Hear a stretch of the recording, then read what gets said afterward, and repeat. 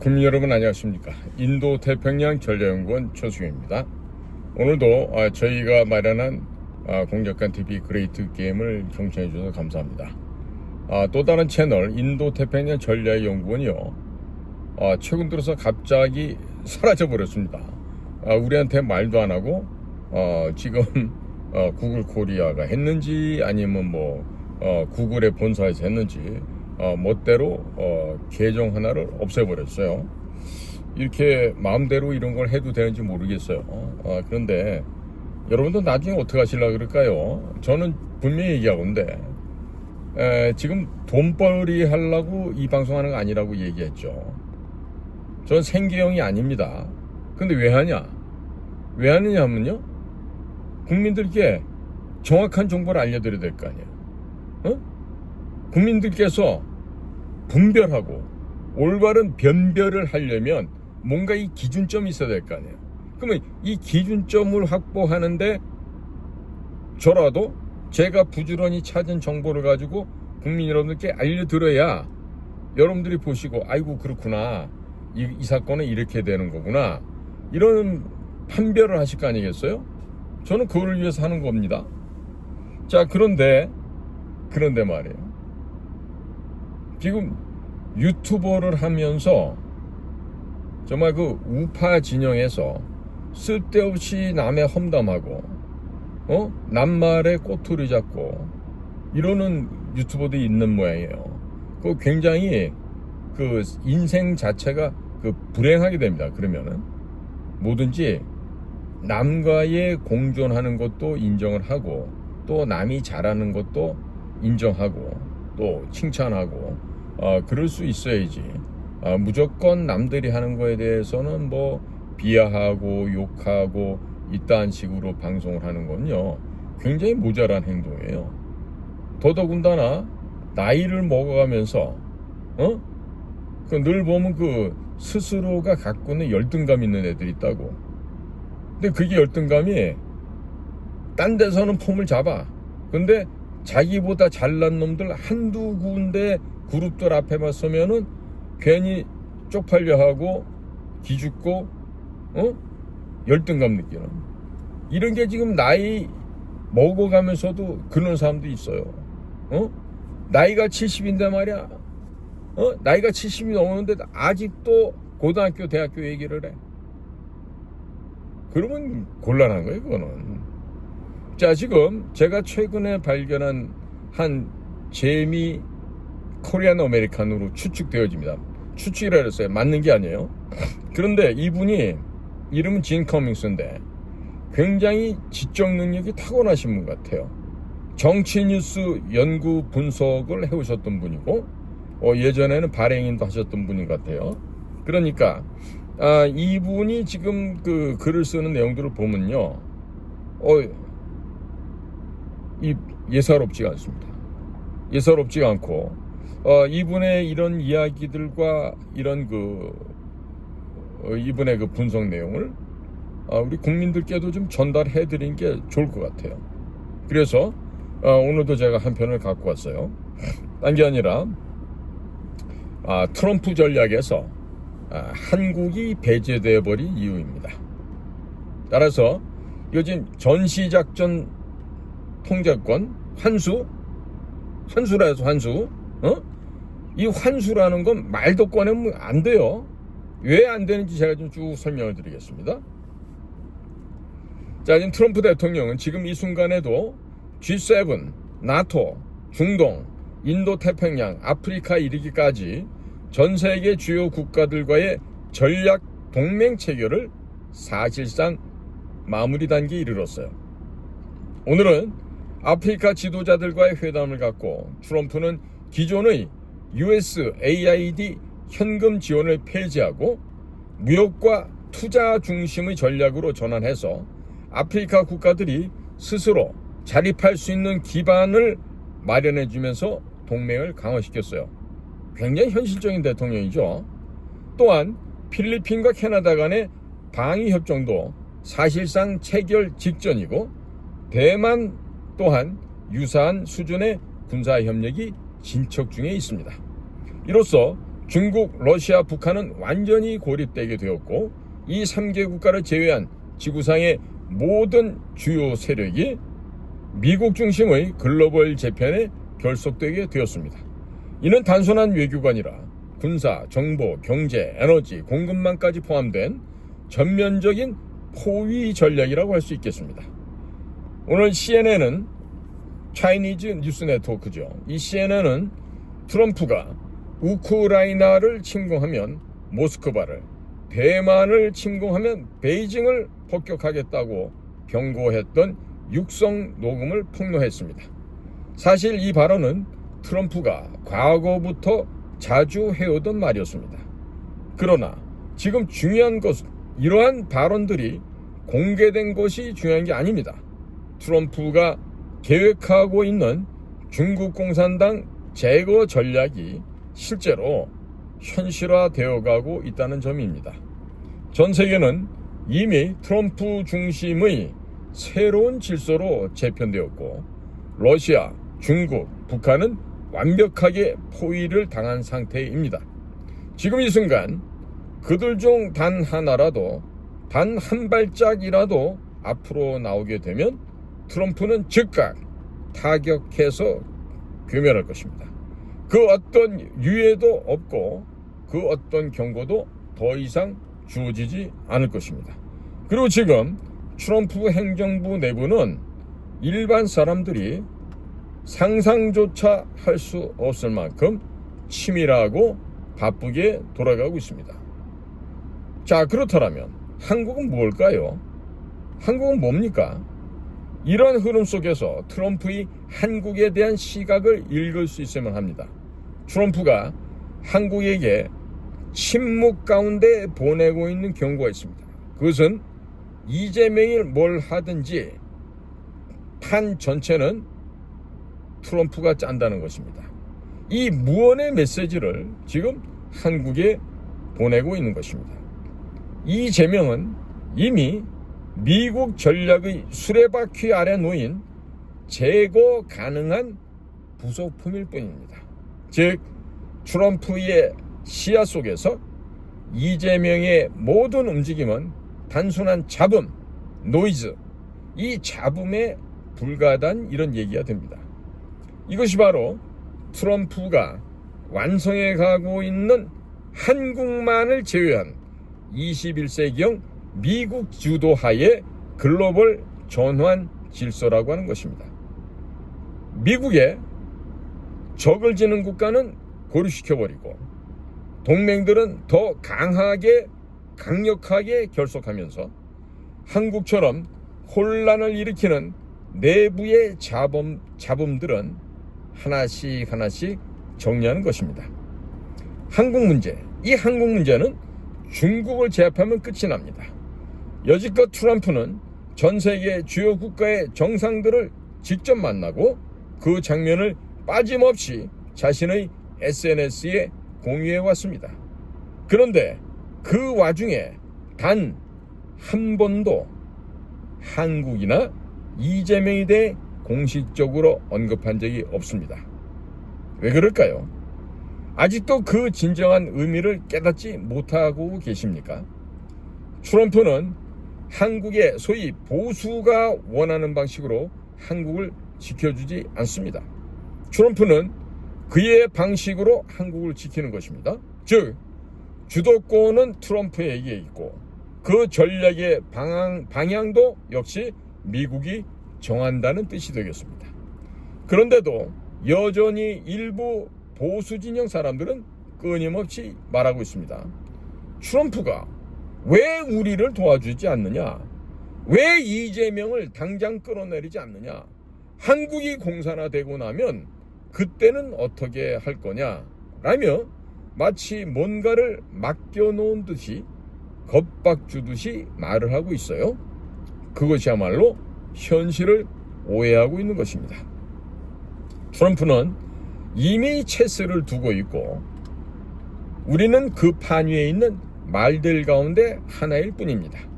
그런 상황에서 트럼프에게 이렇게 움직여달라 라면서 요구한다는 것 그 자체가 바로 어불성설이죠. 트럼프의 행동을 보면 모르시겠습니까? 트럼프의 언행을 보고서 모르시겠습니까? 그는 아예 이재명 정권을 상대할 가치조차 없는 완료된 말칸으로 본다고 하는 것입니다. 이재명은 그냥 미국 영향권 내에 있는 고정되어 있는 체스의 말일 뿐이고, 이재명이 지금 날뛰고 있던 말든 그는 이미 미국 소나기 안에 들어있는 쥐라는 얘기입니다. 심지어 트럼프가 한국과 이재명 이름을 공식적으로 직접 발언해 주기를 그토록 기다렸습니다만, 며칠 전 처음으로 딱 한 번 공식적으로 이재명의 이름을 거론하였습니다. 그것은 바로 관세 인상 통보문이었습니다. 그것도 뭐라고요? 전 세계에 똑같이 뿌리는 공장형 포맷으로 되어 있는 딱 그 순주로 말이죠. 이것이 지금 백악관이 이재명을 바라보고 있는 시선이라는 것입니다. 자, 미국이 바라보는 전시작전 통제 환수에 대해서 말씀을 드려보겠습니다. 이재명 정권은 그야말로 한국을 완전히 붕괴시키기 위해서 작정하고 있습니다. 전시작전 통제권 환수 문제는 이미 전략적으로 종결된 논쟁에 불과합니다. 이것으로 관세 협상을 하겠다는 현실 감각조차 없는 이재명 정부를 보면서 개탄하지 않을 수가 없습니다. 일각에서는 삼성, 사성 장군의 지휘권 논쟁과 함께 마치 작전권 환수가 자주권 회복인 것처럼 포장을 하고 있습니다. 그러나 냉정히 보실까요? 그것은 미국의 군사 현실을 오해하거나 국민 정서를 자극하기 위한 정치적 선전에 지나지 않는 것입니다. 미국 군대는 병사 한 명까지도 오직 미국 대통령, 즉 미국의 최고 통수권자의 명령에만 따르는 군대입니다. 이는 단순한 제도의 문제가 아니라 동맹 구조 자체의 본질적 성격인 것이죠.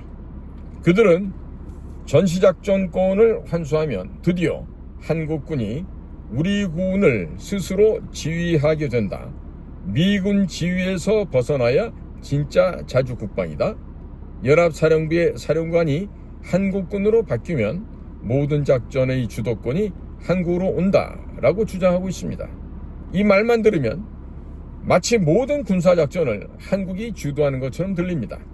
하지만 실제로 자신들도 그것이 가능하지 않다는 것을 알면서 국민들을 호도하고 있는 것입니다. 만약 전쟁이 발발했을 때 급박하게 돌아가는 작전 상황에서 한국이 미군 전략 자산에 명령을 내릴 수가 있나요? 예를 들어서 한국군이 실전 중인 B2 스텔스 폭격기의 출격을 필요로 한다고 해보시죠. 과연 미군이 한국 사령관의 명령을 수용하고 움직일 수 있다고 생각하십니까? 그 결정은 어디까지나 미국 그리고 미국 합참과 백악관의 판단 아래 이루어지게 됩니다. 한미 간 협의를 통해 조율하겠다. 이런 말은 번지르르하게 들립니다. 하지만 그것은 평화 시기에서나 가능한 이야기입니다. 전시에 미사일이 쏟아지고 통신망이 교란되며 상황이 수분 단위로 급변하는 현실 속에서 그런 협의와 조율이 실제로 작동할 수 있을 것이라고 믿는다면 그것이야말로 가장 위험한 착각이 될 것입니다. 결국 중요한 것은 누가 키를 쥐고 있느냐 하는 것입니다. 그리고 그 키는 언제나 미국의 손에 있으며 그것이야말로 한미동맹의 군사적 본질이자 현실인 것입니다. 더욱 어처구니 없는 점은 일부에서 미국이 주한미군 사령관을 사성장군에서 삼성장군으로 낮추면 한국군 사성장군이 미국군을 지휘할 수 있는 구조가 만들어지는 거 아니냐라는 식의 현실성 없는 해석이 나오고 있다는 점입니다. 이는 명백한 오해이고 한미 군사동맹의 구조적 원리를 전혀 이해하지 못하는 착각인 것입니다. 지금 미국 국방부가 주한미군 사령관직을 사성장군에서 삼성장군으로 낮추는 안을 논의하는 이유는 결코 한국이 주장하는 전시작전 통제권 환수에 협조하기 위해서가 아니라는 점이에요. 오히려 그것은 미국이 이재명 공산 정권과 한국의 국민들의 대다수가 좌파, 친북, 친중 정권을 지지하고 있는 세력이 많기 때문에 한반도 전역을 전략적 위험지대로 분류하고 재분류하고 주한미군을 단계적으로 후방에 재배치하거나 철수한 뒤에 한국과 북한을 포함한 전체 한반도를 위험 구간으로 정하고 동북아 전체를 하나의 확장 전선으로 감싸서 한반도를 포위하는 구도로 만드는 구상의 일환일 뿐이라는 점을 강조해드립니다. 즉 미국은 이제 한국 땅에 직접 발을 두는 것보다 오히려 한국을 둘러싼 해상과 공중에서 전쟁을 지휘하는 방향으로 전략을 전환하는 것이잖아요. 그렇죠. 이러한 변화는 새로운 인도태평양 전략의 광범위한 유연한 통합작전 구조를 고려한 조정 결과입니다. 따라서 주한 미군 사령관직을 사성장군에서 삼성장군으로 조정하는 논의는 한국의 전시작전권 환수 요구에 부응하기 위한 것이 아니라 전체 인도태평양 전략을 보다 효과적으로 통솔할 수 있는 핵심 지휘부를 인도태평양 중심축 국가에 집중시키기 위한 판단인 것이죠. 미국은 이미 인도태평양 사령부를 중심으로 일본, 괌, 필리핀, 호주 등 복수의 전략 거점을 활용한 다축 전개 구상을 본격적으로 가동하고 있습니다. 여기에 더해 중국을 직접 겨냥한 포위망 구축의 일환으로 캐나다까지 이 인도태평양 전략에 합류시키려는 움직임도 나타나고 있습니다. 이처럼 작전 범위가 한반도를 넘어서 인도양과 남태평양, 북미 서부 지역까지 확장되는 상황에서 굳이 동일 작전구역 내에 사성장군을 중복 배치할 필요는 없다는 판단이 국방부 내부에서 논의되고 있는 것입니다. 바로 이 때문에 주한미군 사령관직을 사성장군에서 삼성장군으로 조정하는 논의는 전시작전권 환수와는 무관하게 미국의 광역 통합작전 구조 재편이라는 더 큰 전략적 그림 속에서 추진되는 것입니다. 다시 말해 주한미군 사령관직의 삼성장군 전환 논의는 지휘 하락이 아니라 작전 지휘권의 중심을 더 넓고 전략적인 단위로 재조정하려는 미국의 판단이며 한국이 요구해서 들어주고 말고 할 일이 전혀 아니라는 이야기가 됩니다. 대한민국의 국민들은 지금 이 변화의 의미를 착각해서는 안 될 것입니다. 이는 단순한 지휘체계 조정이 아니라 한국이 동맹의 중심에서 위험 관리 대상으로 전환되고 있다는 위험한 신호로 읽어야 하는 것입니다. 이런 점에서 우파의 개혁이 필요합니다. 특히 한국의 우파 진영에서는 감정에 휩싸여서 같은 진영 내에서조차 서로를 향해 손가락질하며 편가르기와 내부 분열에 몰두할 때가 아니라는 점을 다시 강조합니다. 이재명 정권으로 인해 미국과의 전략적 동맹에 균열이 생기면서 국가 시스템 전반이 파탄 직전으로 내몰리고 있으며 그 피해는 고스란히 국민 전체에게 돌아가고 있습니다.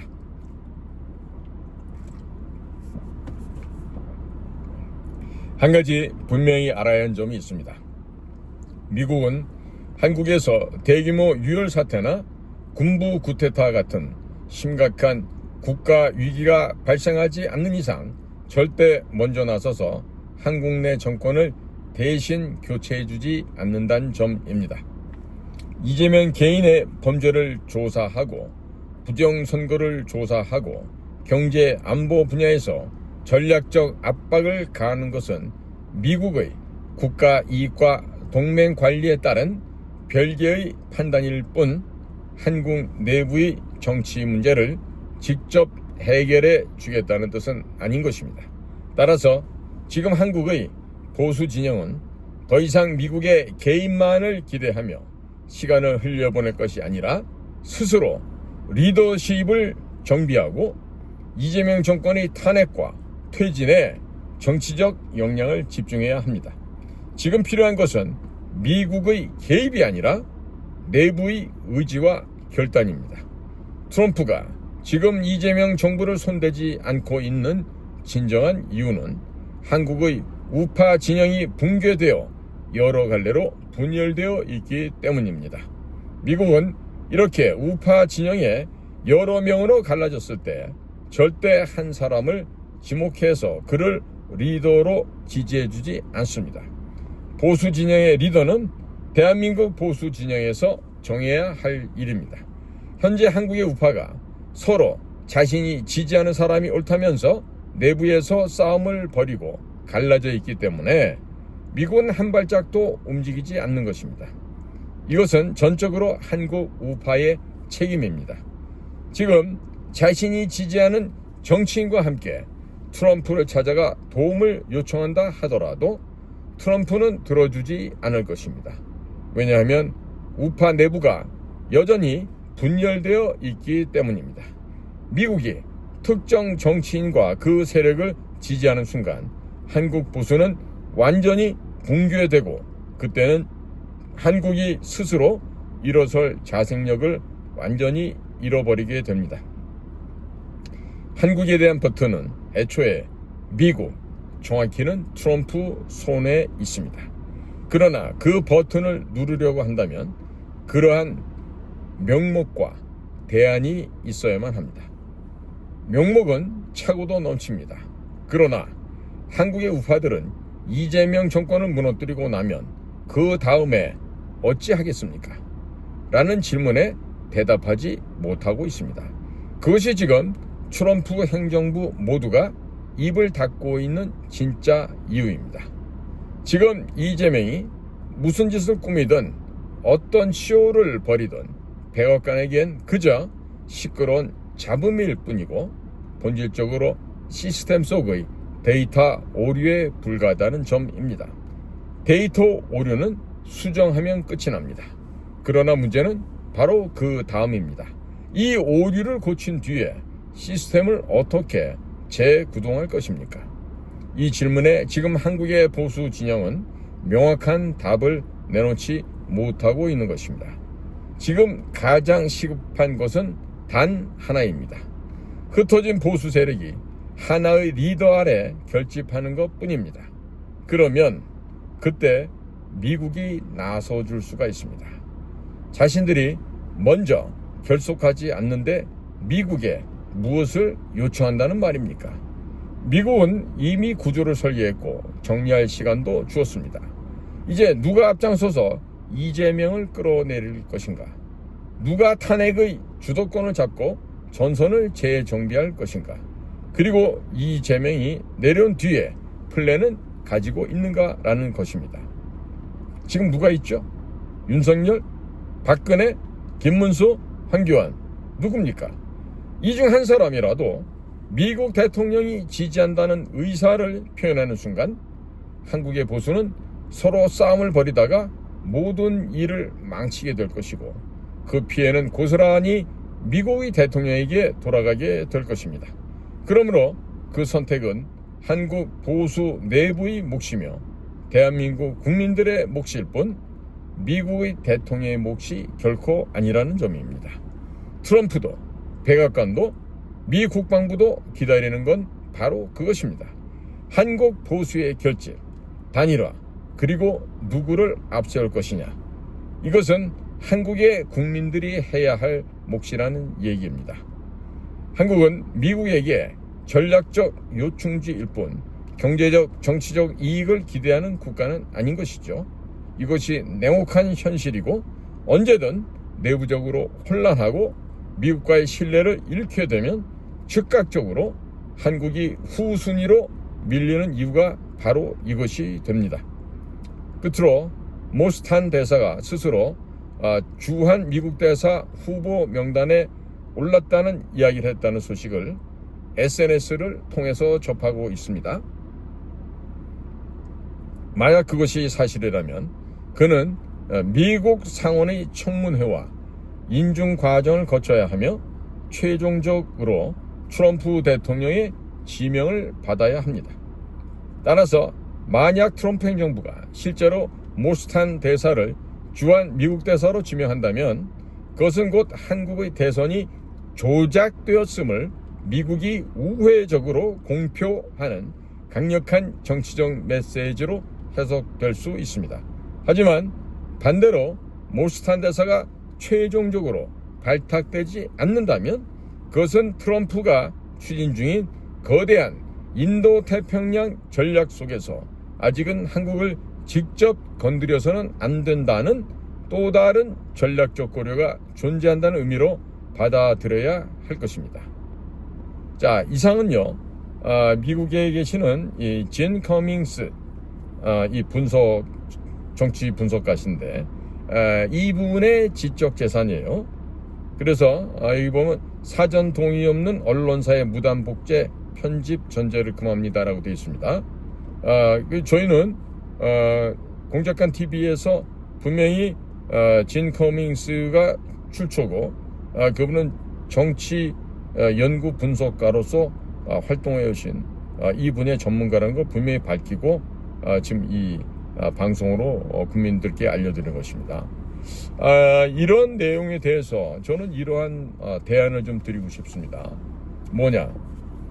지금 뭐 박근혜, 황교안, 뭐 김문수, 뭐 윤석열, 뭐 이런 분들 얘기를 한다 하더라도 지금 당장 현실성이 없는 것으로 보여집니다. 그러면 현실성이 있기 위해서는요, 이렇게 거명된 네 분이 있다라면은 이들 중에 한 분을 중심으로 해서 정당을 만드는 거죠.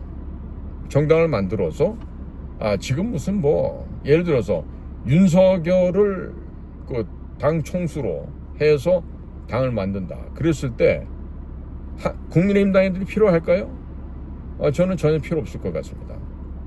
지금 자유대학에 20대, 30대 젊은이들이 와서 그런 젊은이들이 윤회의원을 외치고 있으니까 이런 윤석열이라고 하는 이 호재를 놓고 그리고 나서 이제 젊은 사람들이 위주로 된 이런 신당을 만들어 산다라면 충분히 이 기존에 무슨 뭐 국힘당, 민주당 이런 세력들을 부숴버리고 새로운 정치 세력으로 도모할 수 있다. 즉 자유민주주의를 숭상하는 대한민국을 건설하기 위한 확고부동한 어떤 그런 정치 세력으로 일어날 수 있겠다. 이런 생각을 해봅니다. 한번 새로운 신당이 마련되도록 정치 자금을 모아지는 그와 같은 좀 역동적인 일들이 좀 벌어진다면 조만간에 한국의 정치판을 싹 다 갈아엎어버릴 수도 있는 그런 일이 곧 올 것 같습니다. 즉 부정선거를 밝히고 그래서 가짜로 당선된 국회를 해산시켜버리고 또 저 헌법재판소 무슨 사법부 이따위 것들 다 그냥 걷어내고 난다면 새로운 우리나라의 그 정치 질서가 만들어질 수도 있겠죠. 자, 국민 여러분, 실망만 하고 뭐 한숨만 쉬고 분통만 터뜨리지 마세요. 누가 알겠습니까? 저에게 누가 한 5조, 10조 정도 돈을 주고 언론사도 사고 정당도 새로 만들어라. 이런 요청을 한다면 제가 기꺼이 만들죠. 자, 오늘도 저희 방송을 경청해 주셔서 감사를 드립니다. 고맙습니다.